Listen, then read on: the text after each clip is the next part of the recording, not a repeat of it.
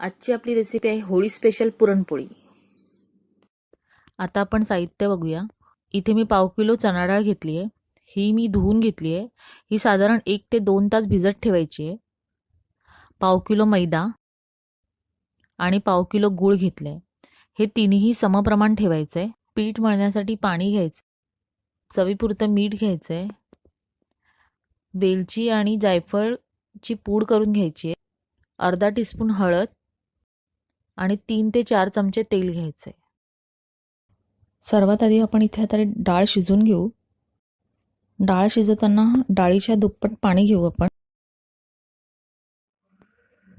आता पीठ मळायला घेऊ। चवीपुरतं मीठ घालायचं याच्यात, अर्धा टीस्पून हळद टाकायची। हळद टाकली की पुरणपोळ्याला एक छान असं पिठाला एक छान रंग येतो, त्यामुळे पुरणपोळ्याही दिसायला सुरेख दिसतात, म्हणून यात थोडी मी हळद घातली आहे। थोडं तेल टाकायचं याच्यात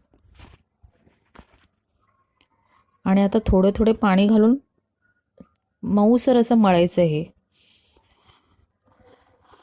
व्यवस्थित असं मळून घेतल्यानंतर असं घट्ट होता कामा नये पीठ। जितकं मऊ मळाल तितकं छान अगदी ह्या पुरणपोळ्या हलक्या होतात, म्हणून आपल्याला हे मऊसर मळायचं आहे। आता इथे आपलं पीठ मळून झालंय। आपण हे साधारण अर्धा ते 1 तास हे झाकून ठेवायचं आहे। यापेक्षाही जास्त वेळ तुम्ही ठेवू शकता। इथे मी थोडी वेलची आणि थोडी जायफळ घेतले, ते आता मिक्सरमध्ये वाटून घेऊ। थोडी साखरही घालणार आहे, म्हणजे ती छान वाटून येईल। अशा पद्धतीने वेलची आणि जायफळाची पूड करून घेतली आहे। इथे मी आता ही डाळ शिजवून घेतली आहे। ही थोडी अर्धी कच्ची डाळ आहे, त्यात गूळ टाकून पुन्हा ती शिजवून घ्यायचे आणि या डाळीचे इथे उरलेले जे पाणी आहे त्याची छान अशी कटाची आमटी होते। पुरणपोळीबरोबर ती खूप छान लागते। आता आपण डाळ आणि गूळ शिजवून घेऊ। गूळ चांगलं बारीक करून घ्यायचे, म्हणजे ते लवकर विरघळतं। चांगले एकजीव होऊन त्यातले सगळे पाणी निघून गेले पाहिजे। डाळ आणि गूळ छान शिजले। आता आपण हे पुरण चाळणीतून छान वाटून घेऊ। हे तुम्ही मिक्सरमध्येही वाटून घेऊ शकता, पाणी न टाकता।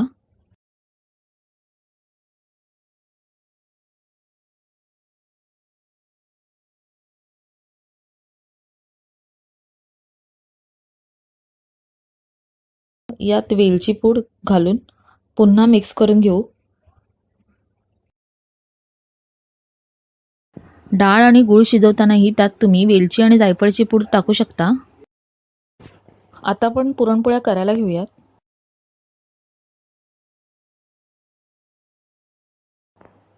हव्या त्या आकाराच्या पिठाचा गोळा घ्यायचा आहे। इथे मी तांदळाचे पीठ घेतले। तांदळाचे पीठ लावल्याने पुरणपोळी नीट सरकली जाते। लाटताना तांदळाचे पीठ नसेल तर तुम्ही गव्हाचे पीठ आणि मैदा मिक्स करून घेऊ शकता। पुरण साधारण पिठाच्या गोळ्यापेक्षा जास्तही नाही आणि खूप कमीही नाही, असे घ्यायचे आणि हे व्यवस्थित कव्हर करून घ्यायचे।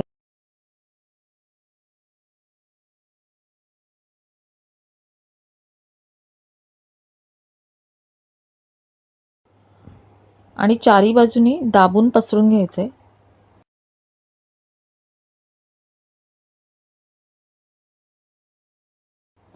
तांदळाच्या पिठात मिक्स करून ह्याला हलक्या हाताने लाटून घ्यायचे।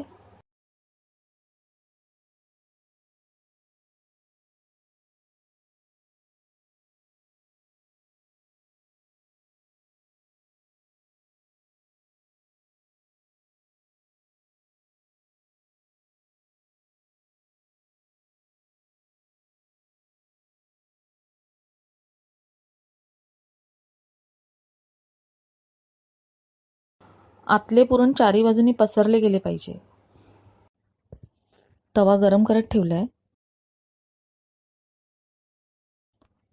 तवा छान तापला की पुरणपोळी भाजून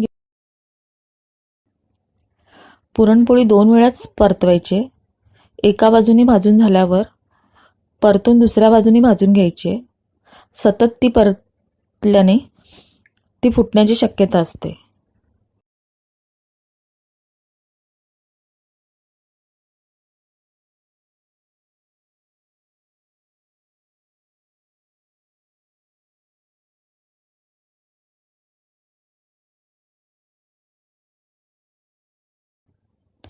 आता छान असं चारी बाजूने त्याला तूप सोडायचं आहे.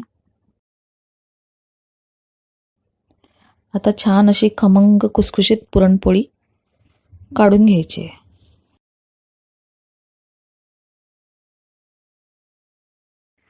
अशा पद्धतीने आपल्याला सगळ्या पुरणपोळ्या करून घ्यायच्या आहेत.